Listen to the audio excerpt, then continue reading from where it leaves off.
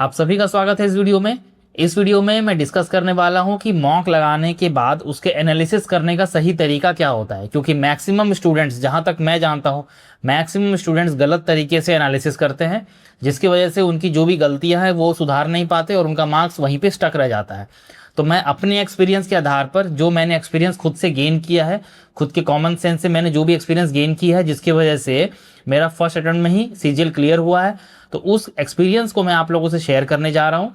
ये एक्सपीरियंस मुझे किसी ने बताया नहीं है, ये मैंने खुद से एक्सपीरियंस किया, खुद से सीखा है, ये मेरा अपना तरीका है।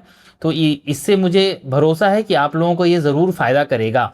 जो भी मेरे चैनल पे नए आए हैं, मैं उनको बता देना चाहता हूँ कि मैं ऑलरेडी एसएससी सीजीएल सिलेक्टेड हूँ। मेरा सिलेक्शन फर्स्ट अटेम्प्ट में as a assistant audit officer हुआ है। इसके पहले मैं पोस्टल असिस्टेंट भी 1.5 साल काम कर चुका हूँ एसएससी सीएचएसएल के थ्रू, वो भी मेरा फर्स्ट अटेम्प्ट में ही क्लियर हुआ था। उसके पहले मैं एसएससी एमटीएस में था, एसएससी एमटीएस में मैं 2.5 साल काम किया हूँ। तो इन दोनों पोस्ट पर रहते हुए मैंने यूट्यूब के सहायता से मैंने एसएससी सीजीएल की प्रिपरेशन अच्छे से की और मेरा सिलेक्शन फर्स्ट अटेम्प्ट में एसएससी सीजीएल में हुआ। तो मैं जो भी एक्सपीरियंस किया खुद से, मेरे जो भी एक्सपीरियंस है, मैं उस एक्सपीरियंस के बेसिस पे ही आप लोगों को जो भी बताता हूँ, उस एक्सपीरियंस के बेसिस पे ही बताता हूँ। ठीक है, तो आप लोग भरोसा कर सकते हो। और जो भी नए आए हो, चैनल को सब्सक्राइब कर लो। मैं आगे अच्छी वीडियोस बनाऊंगा जिससे आप लोगों को बहुत ज़्यादा मदद मिलने वाला है। तो चलिए शुरू करते हैं इस वीडियो को। तो मैक्सिमम बच्चे, क्या होता है कि जब मैक्सिमम बच्चे लोग, तुम लोग जो मॉक लगाते हो ना, वो गलत तरीके से लगाते हो, जिसकी वजह से तुम लोग का मार्क्स इंक्रीज ही नहीं होता। किसी का 120 आ रहा है, किसी का 130 आ रहा है, किसी का 140 आ रहा है, मार्क्स इंक्रीज ही नहीं होता।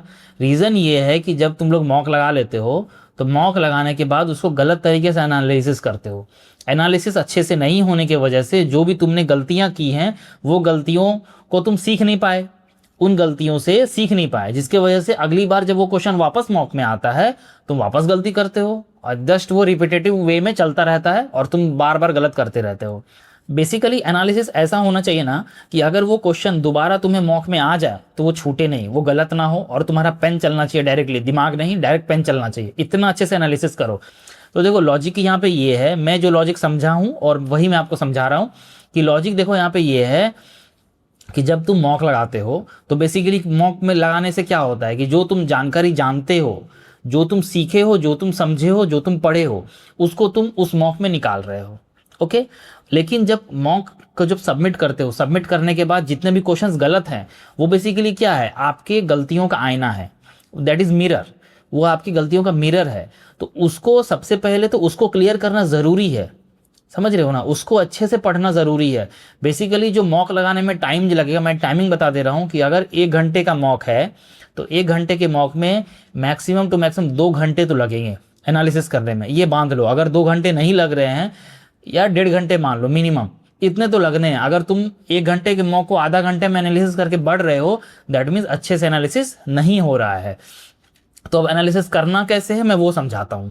तो बेसिकली जब तुम लोग मॉक लगाते हो, मॉक लगाने के बाद मान लिया जाए 15 क्वेश्चन गलत हो गए, मान लेते हैं कि 15 क्वेश्चन गलत हो गए, तो उन 15 क्वेश्चंस को तुम लोग एक बार देख लेते हो।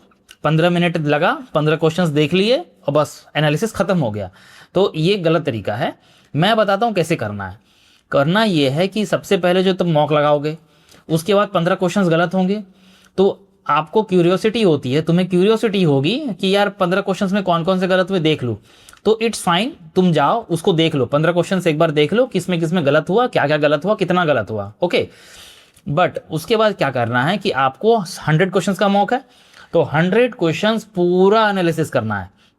करना कैसे मैं बताता हूँ। अब बोलोगे कि सही क्वेश्चंस को भी एनालाइज करके तो फिर टाइम वेस्ट हो रहा है ना, तो मैं समझ रहा हूँ उस चीज़ को, इसलिए मैं समझा रहा हूँ। सुनो, करना ये है कि जब 100 क्वेश्चंस आ गए, 100 क्वेश्चन तुमको पूरा एनालिसिस करना है। उसमें जैसे फर्स्ट क्वेश्चन पे गए, फॉर एग्जांपल जीके है, जीके के फर्स्ट क्वेश्चन पे हम गए। पहला क्वेश्चन पे तुम जब जाओगे तो चलो पहला क्वेश्चन तुम्हें कंठस्थ मालूम है तो तुमको उसको कुछ नहीं करना, एक बार बस रीड करना है। उसके नीचे हिंट्स वाला पोर्शन देख लेना है कि क्या क्या एक्स्ट्रा जानकारियाँ इसमें दी गई हैं जो पढ़ने के लिए ज़रूरी है, क्योंकि उसमें बहुत फेक चीज़ें भी होंगी जो ज़रूरी नहीं है पढ़ना, है ना, बहुत एक्स्ट्रा चीज़ें भी होंगी। तो उसको छोड़ करके बस एक बार पूरा क्वेश्चंस पढ़ लेना है, हिंट्स एक बार देख लो, जस्ट आगे बढ़ जाओ। ओके, चलो अब सेकंड क्वेश्चन पे आ गए। सेकंड क्वेश्चन पे आए, तुमने उसको तुक्का लगाया था फॉर एग्जाम्पल और वो सही हो गया, तो तुम उसको अच्छे से वहाँ पे कंठस्थ याद करो, क्योंकि अगर वहाँ पे तुम याद नहीं करोगे तो इस बार तो तुक्का लग गया, बट ज़रूरी नहीं कि अगला बार तुक्का लगे, है ना। जब अगली बार वापस वो क्वेश्चन किसी मॉक में रिपीट होगा या एग्जाम में रिपीट होगा तो ज़रूरी नहीं है कि वहाँ पे उसमें तुक्का तुम्हारा लग जाए। तो सबसे पहले क्या करना है, पहला क्वेश्चन अगर हम देखें, जैसे फर्स्ट क्वेश्चन मैंने बताया, फर्स्ट क्वेश्चन तुम्हें मालूम था, कंठस्थ था, तो तुम एक बार देख करके स्किप करके आगे बढ़ो। सेकंड क्वेश्चन पे आए, सेकंड क्वेश्चन पता चला तुमने तुक्का लगाया था, तुम उसको अच्छे से याद करोगे, उसके नीचे जो भी एक्सप्लेनेशन दिया उसको अच्छे से समझोगे, वो क्लियर हो गया। अब थर्ड क्वेश्चन आए, थर्ड क्वेश्चन तुम देखोगे कि तुम्हारा थर्ड क्वेश्चन गलत हुआ है, फिर तो उसको याद करना ही है अच्छे से, है ना। फिर फोर्थ क्वेश्चन पे आओगे, फोर्थ क्वेश्चन देखोगे, अगेन तुम्हारा फोर्थ क्वेश्चन कंठस्थ था, तो फिर तुम उसको बस एक बार रीड करके उसके नीचे का एक्सप्लेनेशन को समझ के आगे बढ़ोगे। ऐसे करते हुए तुम्हें पूरा अच्छे से एनालिसिस करना है जीके का। उसके बाद मैं मैथ्स की बता दे रहा हूँ। मैथ्स में क्या करना है तुम लोग को, मैथ्स में सारा क्वेश्चन देखने की उतना ज़रूरत नहीं है, ये देख लो कि किसमें तुमको प्रॉब्लमेटिक लगा था, किसमें तुम्हारा टाइमिंग ज़्यादा लगा था। ओके, किसमें टाइम ज़्यादा लगा था, जैसे एवरेज टाइम वहाँ पे, जैसे टेक्स्ट बुक पे मॉक लगाते होगे तो वहाँ पे एवरेज टाइम दिखता है। अगर तुम्हारा टाइम एवरेज टाइम के इक्वल था या एवरेज टाइम से थोड़ा सा ऊपर नीचे है तो इट्स ओके, बट अगर एवरेज टाइम से ज़्यादा है तो उसको बनाना ज़रूरी है, उसको वहाँ पे पढ़ना ज़रूरी है। उसको तुम वहाँ पे 4 बार 5 बार उसको रिपीटेडली सॉल्व करो, 4 से 5 बार रिपीटेडली सॉल्व करो, थोड़ा टाइम लगेगा, बट जब तुम 4-5 बार रिपीटेडली सॉल्व करोगे तो तुम्हारे कॉन्सेप्ट जो है क्लियर हो जाएंगे, और उसके बाद वो गलत नहीं होगा। अगली बार वो क्वेश्चन एक तरह से रटा जाएगा तुमको, समझे, रट्टू वाला क्वेश्चन हो जाएगा। उसके बाद तुम जब भी देखोगे ना तुम्हारा डायरेक्ट पेन चलेगा। तो ऐसे तुमको मैथ्स में करना है, जो गलत हुआ उसको तो बनाना ही है, मैथ्स में जो भी क्वेश्चन गलत हुआ उसको तो तुमको फिर से पढ़ना ही है, अच्छे से उसको सॉल्व करना है।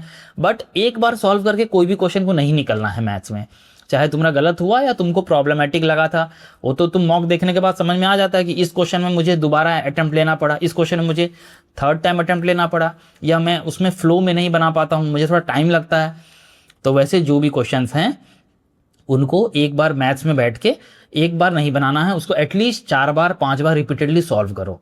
एक बार सॉल्व करोगे ना 1 मिनट लगेगा, सेकंड बार सॉल्व करोगे 50 सेकंड में हो जाएगा, थर्ड बार करोगे 30 सेकंड में हो जाएगा, फोर्थ बार करोगे 20 सेकंड में हो जाएगा, ये होगा।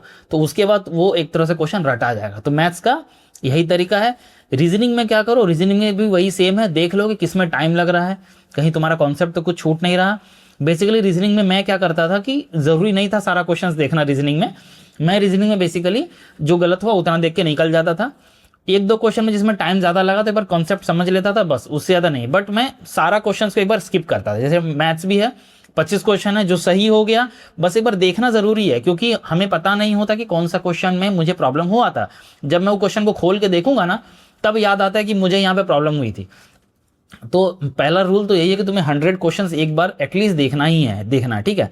जो जैसे मैंने बताया कि जीके में जैसे करना है वैसे करो, मैथ्स में भी मैंने बताया कि जो क्वेश्चन तुम कंठस्थ एक बार में फुल फ्लो में तुमने बना दिया उसमें कुछ नहीं करना है, उसको स्किप करो।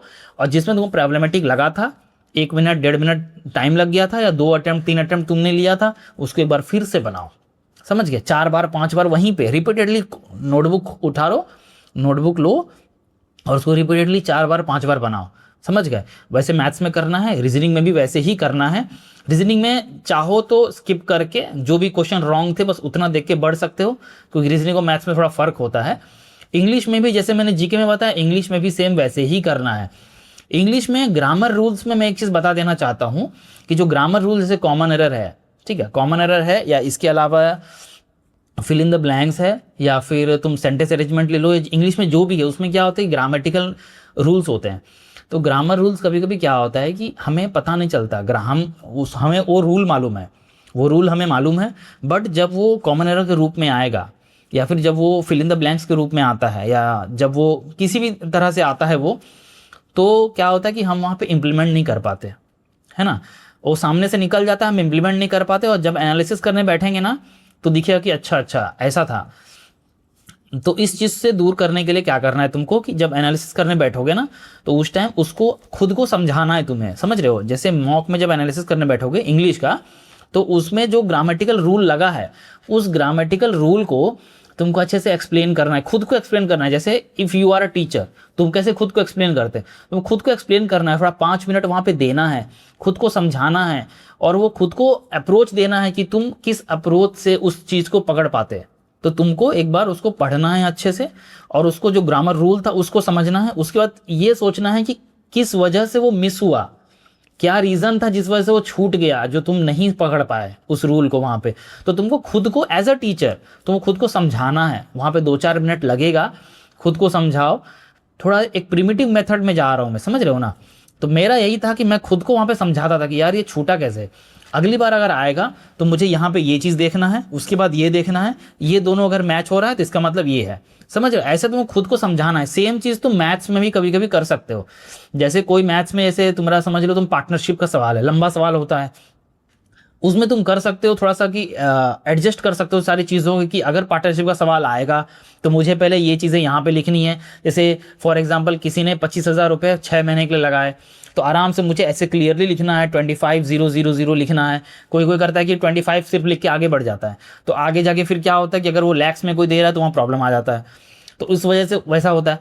तो ऐसा है कि इंग्लिश में तुमको खुद से थोड़ा सा खुद को समझाना पड़ेगा। एज अ स्टूडेंट तुम बन जाओ और खुद को समझाओ, ठीक है। उसके बाद धीरे धीरे धीरे धीरे तुम्हारी सारी चीज़ें क्लियर हो जाएंगी। मेरा यही तरीका था। इसके अलावा अगर तुम लोगों को कोई तरीका लग रहा है और कोई डाउट है तो कमेंट करो। और मेरा यही तरीका था, मैंने इसी तरह एनालिसिस की है। मुझे बेसिकली 1 घंटे के बदले 1 घंटे के मॉक में ऑलमोस्ट 2 घंटे तो लगते ही लगते थे, नो डाउट। इंग्लिश में ज़्यादा टाइम लगता था क्योंकि इंग्लिश में मुझे ग्रामर रूल पता होते हुए भी मैं इम्प्लीमेंट नहीं कर पाता था, तो उसलिए मैं वैसा समझाता था खुद को कि मैं खुद को अच्छे समझा रहा हूँ। कोई ग्रामर रूल है मैं उसको अगेन खुद को समझा रहा हूँ कि ये अगर ऐसा आएगा तो मुझे ये चीज़ नोटिस करना है। सबसे पहले फर्स्ट चीज़ ये नोटिस करना है, सेकंड चीज़ ये नोटिस करना है, ताकि मैं एग्ज़ाम में अच्छे से अप्रोच ले सकूँ, क्योंकि एग्ज़ाम में टाइम तो होता नहीं है ना। अब मैथ्स में खास करके अभी तो और भी टाइम कम है, तो थोड़ा स्किपिंग मेथड वगैरह सीखो। और स्पीड थोड़ा बढ़ाना है तो कैलकुलेशन वगैरह की मैंने वीडियो बना रखी है, तुम जाके देख सकते हो कि कैलकुलेशन कैसे ठीक करना है। मैथ्स के लिए बेसिकली मैंने 15 मिनट में कैसे करना है उसके लिए पूरा वीडियो बना रखा है, जाके देखो एक बार। वो मेरा खुद का एक्सपीरियंस है, इसलिए मैं कह रहा हूँ देखो एक बार। बहुत पसंद आएगा तुमको, बहुत असर करेगा, ठीक है। तो जो भी मैंने तरीका पीछे भी बताया उस चीज़ को फॉलो करो और वो एनालिसिस करो, ज़रूर तुम लोग का सुधार होगा एग्ज़ाम में। जो भी स्टक हो देखना, धीरे धीरे मार्क्स इंक्रीज होगा। 10 मॉक होते होते तुम्हारा मार्क्स में इंक्रीज तुमको दिखेगा। अगर तुम 10 मॉक का ऐसे एनालिसिस कर लेते हो ना, ज़रूर है कि तुम्हारा मार्क्स इंक्रीज होते हुए तुमको मिलेगा। और तुम लोग इस चीज़ को फॉलो करो, विश्वास करो, मेरा एक्सपीरियंस है मैं बता रहा हूँ, क्योंकि मैं ऐसे ही करता था। चलो ठीक है, बाय।